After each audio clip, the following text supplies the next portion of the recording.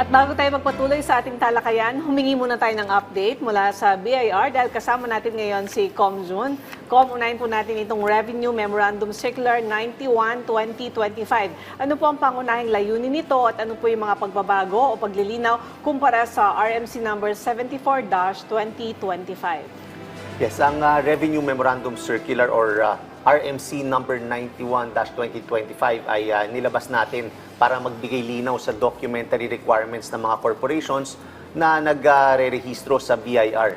Ngayon po pinapayagan ng ang Assistant Corporate Secretary na pumirma o lumagda sa Secretary's Certificate na isinasubmit sa BIR. Basta ito ay pinahihintulutan ng Board of Directors sa pamamagitan ng Board Resolution o nakasaad sa kanilang bylaws.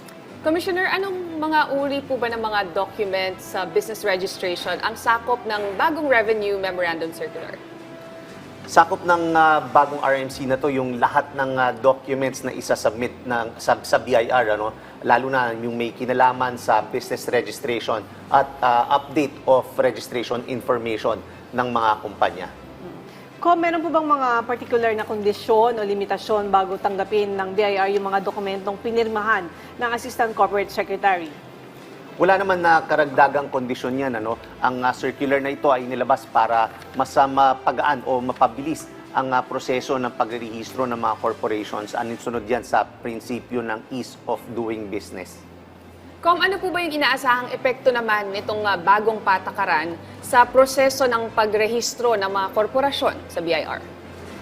Definitely mas pinadali para sa mga corporations na magrehistro kung sakaling hindi available ang corporate secretary. Nandiyan ang assistant corporate secretary para makapag-submit at makapag-comply sa lalong madaling panahon yung mga kanilang kumpanya.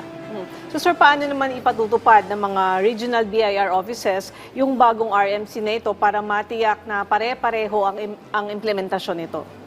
Itong RMC na to ay effective immediately. Simula ito noong October 8, 2025 at ipinapatupad na sa lahat ng revenue district offices sa buong bansa at pinablish na rin natin yan at sinabihan na natin ang lahat ng mga district officers patungkol dito sa inisyu natin na RMC na ito.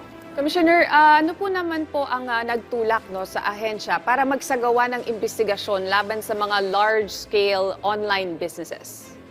Meron kasi tayong mga natanggap na sumbong sa mga maraming large-scale online businesses. Ito yung mga umaabot ng daan-daang or even billions na mga benta pero napakababa ng binabayarang buwis. Dahil dito, of course, nagsagawa tayo ng investigasyon para naman na ma-verify ang mga transactions ng mga malalaking negosyong ito. Nililinaw po natin, hindi ito tungkol dun sa mga maliliit na online sellers, kundi again, ito ay dun sa mga large-scale online businesses na hindi tama o tugma ang kanilang benta sa mga online platforms compared dun sa mga sinasubmit nilang mga tax returns sa BIR. So kung paano ninyo tinutukoy kung aling mga online businesses yung kabilang sa kategoryang large scale at paano nyo naman napag-alaman na hindi tugma yung benta ng online businesses sa kanilang BIR filings? Lalo na kasi yung sinasabing large scale, ito po ba yung may mga shops sa mga malls tapos meron din silang online na meron silang online shop mismo na makikita din doon sa mga online platforms natin? Ang mga tinutukoy natin na large scale ay yung mga online businesses, again, na kumikita ng mga hundreds of millions or billions of pesos bawat taon. Dito nakikita natin sa tulong ng data analytics at information sharing sa mga online platforms. Yan, nakita natin na yung mga negosyong malalaki ang disparity sa pagitan ng actual na transactions nila online at yung sales na dinedeclare nila sa kanilang BIR filings. Yung mga ganitong kaso ay, of course, sumasailalim natin yan sa masusing audit ng BIR para matiyak kung tama at tapat ang pagbabayad ng buwis. Minsan din mixed income yan, kung minsan meron din physical stores, meron sa online. So tinitingnan natin lahat ng benta nitong mga big online na sellers. John, sa inyong monitoring, paano ba tinutulungan ng mga online platforms ang BIR sa pag-verify ng actual na transactions ng mga online business? Malaki yung papel ng ginagawa nitong mga online platforms sa aming investigation dahil again, nakikipag-ugnayan tayo sa kanila para makita yung actual na halaga ng mga transaksyong dumadaan sa kanilang systems. Sa ganitong paraan, nakikita namin kung tugma yung mga sales na dineclare ng mga online businesses sa BIR compared dun sa actual na benta na naitala ng payment platforms na ito dahil sila mismo, dahil dumadaan yung mga transactions sa kanila, nakikita nila kung magkano yung totoong bentahan nila. So, ano naman yung mga posibleng kaso o parusa na pwedeng harapin ng mga online businesses na mapatutunayang hindi nagbabayad ng tamang buwis? Well, kapag napatunayan na hindi yan nagbabayad ng tamang buwis, maaring humarap sila sa pag-audit at masampahan ng kasong tax evasion ang mga nasabing large-scale online businesses.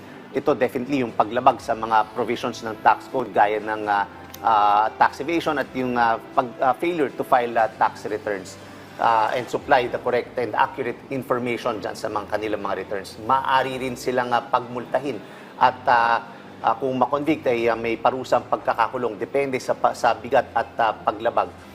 Pwede rin silang i-request ng BIR ang pag-take down ng kanilang mga online stores sa online platforms. Commissioner, maaari niyo bang ipaliwanag kung paano yung proseso ng pagre-request ng pag-take down nitong mga online stores na sangkot sa tax evasion? Kung mapapatunayan na sa aming investigation na ang isang online store ay sadyang umiiwas sa pagbayad ng buwis, maaari natin yan na i-recommend yung pag-take down o suspension ng kanilang accounts sa tulong ng mga online selling platforms at yung mga different government agencies ng ating pamahalaan tulad ng DTI at DICT. Pero bago to ma-take down, dapat meron tayong sapat na ebidensya ng tax evasion o paglabag ng National Internal Revenue Code. Of course, ang layunin ng measure na ito ay maprotektahan yung mga legitimate na negosyante na nagbabayad ng tamang buwis. So, ano naman yung maipapayo ninyo sa mga online sellers para maiwasan na maimbestigahan sila dahil dun sa hindi pagde-declare ng kanilang tax? Well, ang payo po natin sa lahat ng mga online entrepreneurs ay maging tapat sa pagbabayad ng buwis at siguraduhin tugma ang inyong sales report sa actual na benta. Kahit online po ang operations, may mga pamamaraan ang BIR para makita ang actual na halaga ng mga transaksyon sa tulong ng mga payment portals. Ang ginagawa naming kampanya ay hindi laban sa online entrepreneurs, kundi para tiyaking patas ang laban sa pagitan ng mga brick and mortar stores at mga online businesses. Lagi natin dapat tatandaan ang pagiging tax compliant ay hindi lang obligasyon, kundi tandaan ang pagiging responsableng negosyante.